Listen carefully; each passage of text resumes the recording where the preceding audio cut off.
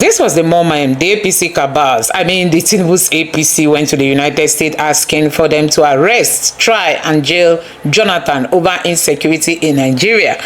And now the Tinubu's government is downplaying the killing of Christians, saying there's no insecurity in Nigeria. Now, I'm going to allow you to take a look at this video, but before then, take a look at this headline. It says, it was APC that went to the United States to report the country to the US government in 2014 about Christian killings that made US to start documenting such cases from then till now. This is coming from Arise TV journalist Mr. Sambo, saying the US, the APC and cabals, Tinubu inclusive, because they were all together when they went to the USA to convince the Obama's government to topple the government of Jonathan, and now the chicken has come home to roast and they are lamenting. So a whole lot of reactions coming from Nigerians, after the Tinubu's government tried to downplay the insecurity in Nigeria. Now take a look at this headline too. It also says that, breaking, Tinubu fearfully aborts Washington trip, lobbies to meet Trump at G20 summit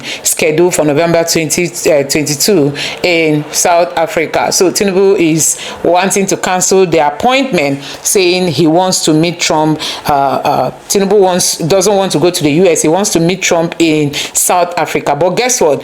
Before now, in September 5th, Trump told the entire world that he will not be attending the G20 meeting in South Africa. So Nigerians are wondering, why is Tinubu using South Africa to give excuse after knowing that Trump will not be part and parcel of that meeting? The Tinubu's government is using Trump to say that they are going to be meeting Trump in South Africa. I'm just going to allow you to take a look at some of the reactions from Nigerians. Take your time and watch this video and let me know your thoughts in the comment section below. Please don't forget to subscribe and turn on the bell notification. Thank you. An urgent message from President Trump demanding Nigeria stop the brutal murders of thousands of Christians in the country or face possible action from the Pentagon. He posted in part, quote, "The USA will immediately stop all aid and assistance to Nigeria and may very well go into that now disgraced country guns a-blazing to completely wipe out the Islamic terrorists who are committing these horrible atrocities." Paul Adamu is a Nigerian Christian who was kidnapped by Boko Haram 2 years ago. He joins us now. It's so wonderful to have you on the show. Please tell us what happened to you. It was such a disheartening situation. 2 years ago, I was kidnapped by the dreaded Boko Haram along my way to the airport while I was traveling to Cameroon to meet some of my colleagues, and then I got kidnapped along the line, along the route. And you were held for how long? 12 days. Okay. And there are many people, especially young girls, who have been kidnapped by Boko Haram, put into forced marriages, forced conversions. They're still in captivity. The situation there is quite dire. You heard what President Trump has said. Here's what Nigeria's president has said in response. He said that the characterization of Nigeria as religiously intolerant does not reflect our national reality, nor does it take into consideration the consistent and sincere efforts of the government to safeguard freedom of religion and beliefs for all Nigerians. What's your message? What's it like to be a Christian in Nigeria? First, I want to thank and applaud the United States of American President Donald Trump for designating Nigeria as a CPC, because this is one of the things that we have always wanted. For the message of the Nigerian president, that I think at this point, I will say that there is a time when propaganda has no appeal, where propaganda has lost an appeal. And this is actually the time, because whatever is happening in Nigeria at this moment, I will say that Nigeria is the worst place to be as a Christian, like the worst place in the whole of the world to be as a Christian, because you wake up every day with news of killings. Every day with news of massacring of Christians. Is totally a genocide that is happening here in Nigeria. There is nothing anybody will tell me, because I have been in here for as long as I know. I've been in these places where these attacks have taken place, I've seen women who are crying for the loss of their husbands. I've seen children who are crying for the loss of their parents. I've seen parents who are crying for the loss of their children. I've been to churches that have been burnt down. These are not things that I've heard from the news or someone telling me. This is something that I witnessed somewhere. I've been myself. I've witnessed where terrorism is at the highest point, where people are killed and slaughtered like chickens every day. Paul, I don't have a lot of time left, but I just want to ask you one last question. How have you and other Christians kept the faith during this persecution? We are grateful for the organization I work with, Irish Global, who have taken it upon themselves to care for these persecuted Christians by providing relief materials, emergency kits, and then also providing them with discipleship, where they are being told that despite all that is happening to them, Christ still loves them. Paul Adamu, just so you know, the African church, the Nigerian church in particular, the Christians there have been an amazing example of faith through persecution and martyrdom. And we are praying for all of you very much. And we hope the president will do something that will make a difference for your religious freedom in your country. Thank you so much for joining us today. Appreciate it, and God bless you. Larry Madowo is with me now. So, Larry, tell me about the reality of what's happening in Nigeria. Victor, these attacks are down to terrorism. Nigeria's population is evenly split between Christians and Muslims, and the attacks target both Christians and Muslims. And that's what Nigeria has been trying to say. A lot of this has been bubbling under in MAGA circles on the U.S. right, because it was an issue among some Christians in Nigeria. Boko Haram, which is a terrorist organization that operates in Nigeria's North Islamic State and West African province, they have carried out a lot of attacks. In some states, more Christians are killed. In other states, more Muslims are killed. And this is an issue that even President Trump's own senior African advisor, a Lebanese-American businessman who made his fortune in Nigeria, spoke about and dismissed. Watch. People of all religions and all tribes are dying as a result of terrorist acts, but it's very unfortunate. We even know that Boko Haram and ISIS are killing more Muslims than Christians. So people are suffering from all sorts of backgrounds. This is not specifically targeted about one group or the other. However, any loss of life is too many. One is too many. Victor, this has been a decades-old problem. It's about competition for resources between herders, who tend to be mostly Muslim, and Christians, who tend to be farmers. It's about cattle wrestling. And yes, there's a religious angle to it, but it does not rise to the level of a genocide or a mass slaughter. Okay, so we heard there from an advisor to the president. What's the Nigerian government saying about these attacks? The Nigerians are alarmed by President Trump's threat of sending troops to Nigeria. They say they have not heard from official diplomatic channels. All they have seen are the posts from President Trump on Truth Social and the Secretary of War, Secretary of Defense Pete Hegseth, saying that they are ready. But before this latest threat came through, this is what President Bola Tinubu of Nigeria said. The characterization of Nigeria as religiously intolerant does not reflect our national reality, nor does it take into consideration the consistent and sincere efforts of the government to safeguard freedom of religion and beliefs for all Nigerians. And President Tinubu added that Nigeria is working with the United States government and the international community to deepen understanding and cooperation on protection of communities of all faiths. But the big thing here, Victor, that the possibility of U.S. troops on a sovereign soil in Nigeria to stamp out terrorists. Larry Madowo reporting from London. Thank you so much. Let me start with you, Captain Bish. Now, given the declaration by President Trump, now what immediate diplomatic implication does that have, especially on our relation with the U.S., both countries, sovereign states? Okay. Good morning, and thank you for having me. Let me begin this way. The truth of the matter is that we have security challenge in Nigeria. The truth of the matter is the fact that the security problem we have in Nigeria has been ongoing for nearly 2 decades. Fact, government is taking action to deal with the problem. Fact, has the problem been solved? Of course not. People are still being killed. Either they are kidnapped, their villages are ransacked, they are burnt. And this information is not only here in Nigeria. People in Washington, D.C., trust me, they know what is going on in Nigeria. They know what is happening in Nigeria, probably more than a lot of people in this country know. If there is no evidence to that, you should look to the WikiLeaks leaks that took place. You see that U.S. has this broad intelligence infrastructure that they can gather clandestinely intelligence from almost every country on the planet. What is going on there? Now, what is the immediate diplomatic implication? The implication, of course, is that, look, this offers Nigeria an opportunity to have an honest and genuine diplomatic discussion with this current administration. This administration, this U.S. administration, is like no other administration. It's even not like the Trump, what they call Trump 1.0, where he had experienced diplomats and the military officers that were advising him. This Trump 2.0 is completely different, right? This is an administration that shoots first before he asks questions. The previous time, he will ask questions before he will shoot. Now, we've had these challenges for a very, very long period of time. You had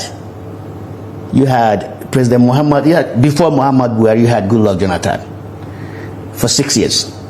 Now you have Buhari for 8 years. Now this current administration is now barely 2 years or 2 years.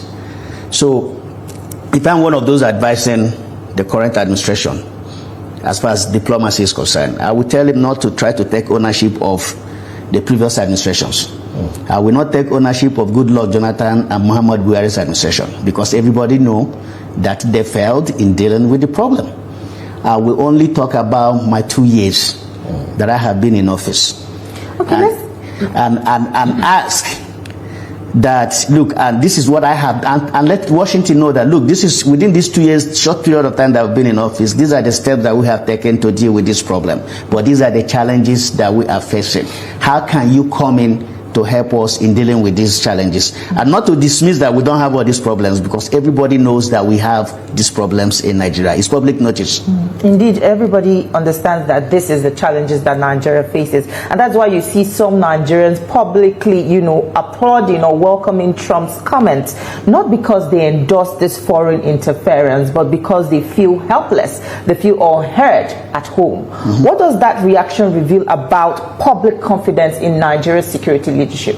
Well, you see, it's also a fact that the confidence and trust of the public in their government in Nigeria has been declining for years. And this is driven mostly by the inability and the failure of, several administrations. Not this one, particularly the administrations that were before this, to have run in this insecurity that we're talking about. Everybody knows that it is the first order of business of any government is protection of lives and property. When any state fails to do that, then that state has failed in its responsibility. I have had people make the argument that this is a sovereign nation, the U.S. cannot come in. I agree, it's a sovereign nation. Now, within that sovereignty, there's also what is called the responsibility to protect. And that is that every sovereign nation must be able to protect all of its citizens and different classes of citizens. And where that sovereignty fails to do so, that international community has a responsibility to go there and protect those endangered class of people. Okay.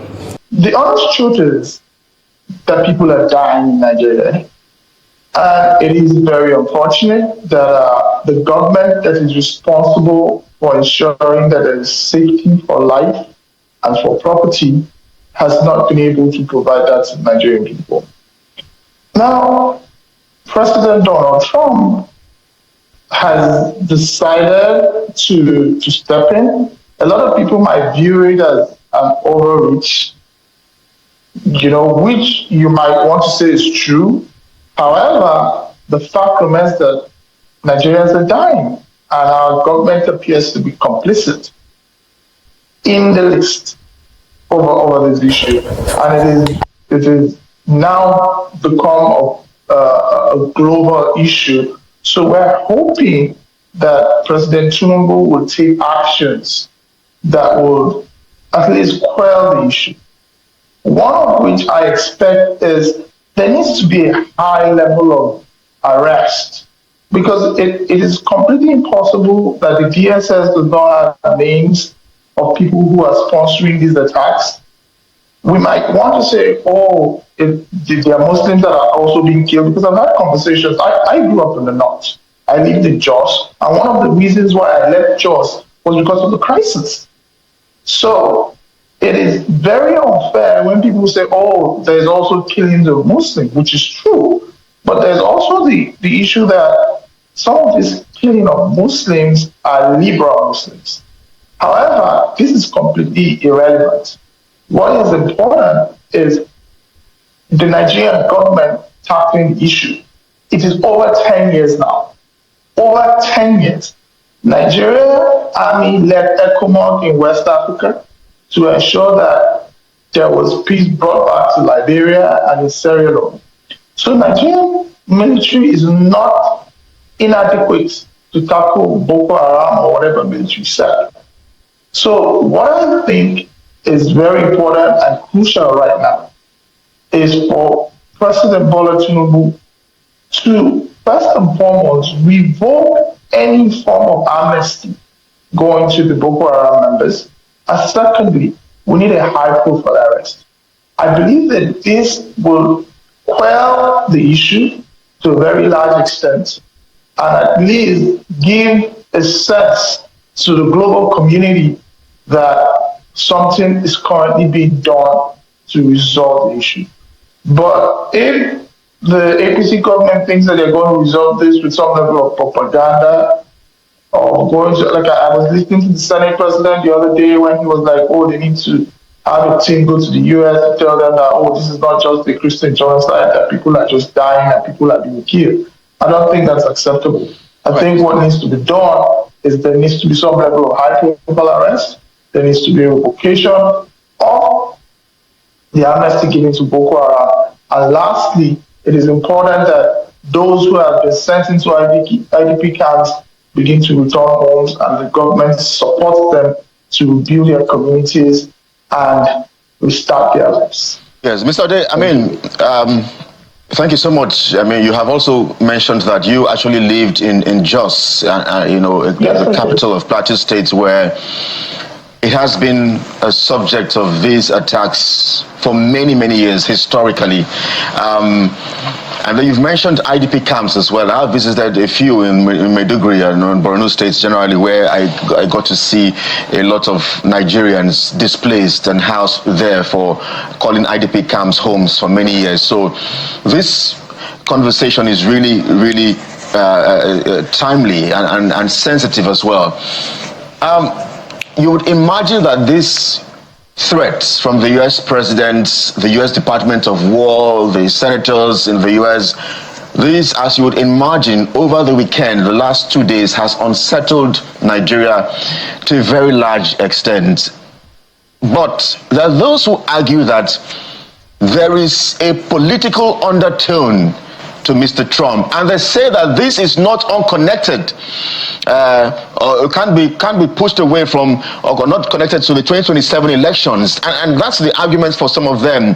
The fact that it looks like because there is an election just around the corner, and whenever there's an election, we always get to see these kind of interests and play out. So I wonder how you'd respond to that. What exactly, perhaps, is the interest of U.S. President Mr. Donald Trump in this matter at this time? There's some also question the fact that we see there is some sort of agreement and compromise between U.S. President Donald Trump and the president of Ukraine, Volodymyr Zelensky, as well, where we understand maybe some of the natural resources in Ukraine, the U.S. would somehow have to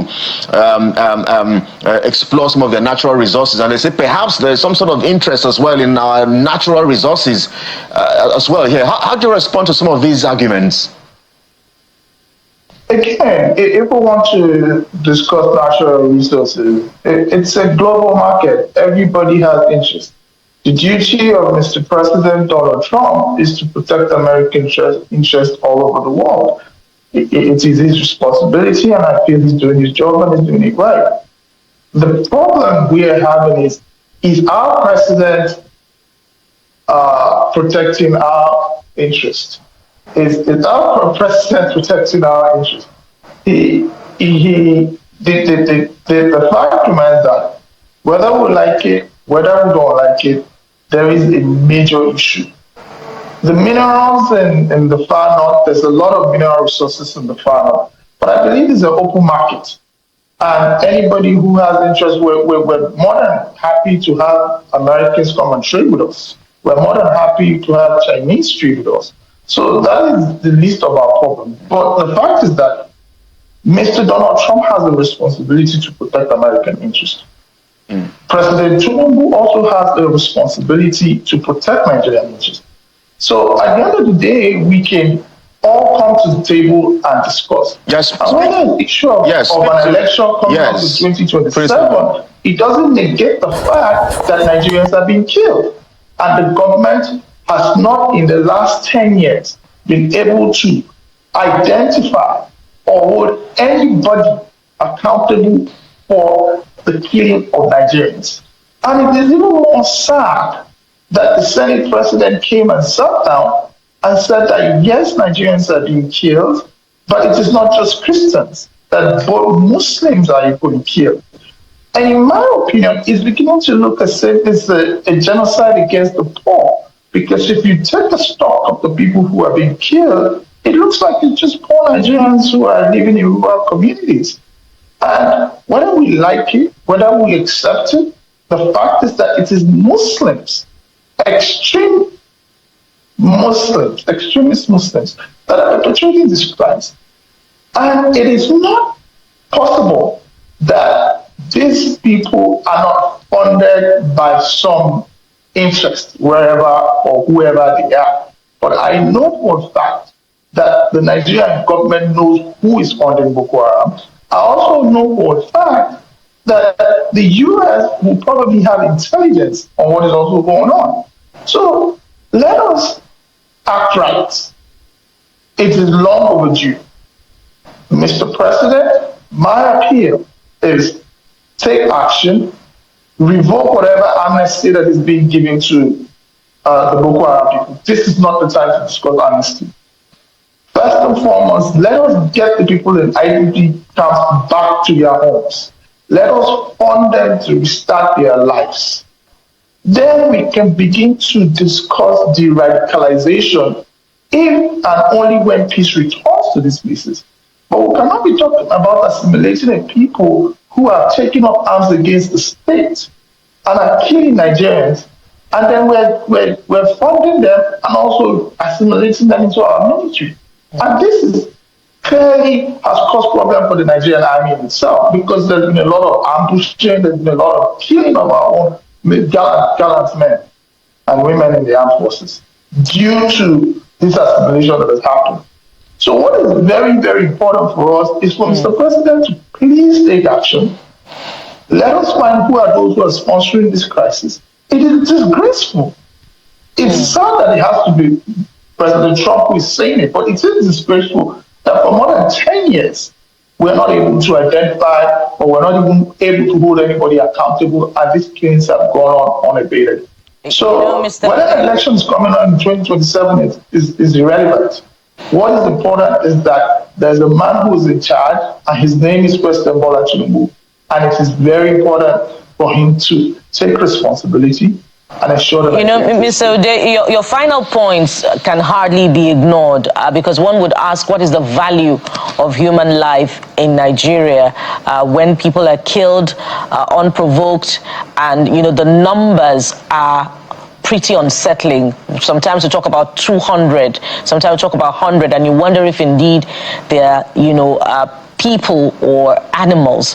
But let's go back to, let's remain with, what may be political undertones beyond the reality back here at home. Some would say this is an agenda that is being pushed by the Christian evangelicals in this current administration. And besides that, there's also the argument that, these Christian evangelicals, or if you like, the Republicans more appropriately, are the ones that are disposed to arms, and that concern that, the continued instability of in Nigeria is profitable to them because of the sale of arms. Well, under the first Trump administration, the laws were relaxed in favor of Nigeria and arms were sold to Nigeria. Is that also part of the narrative shaping this foreign policy disposition of the Trump administration to Nigeria? Thank you again, Bukola. It's also very important that we understand what is going on. Mr. Trump is not acting alone. Neither are the American evangelicals acting alone. They're acting on the appeal of Nigerians.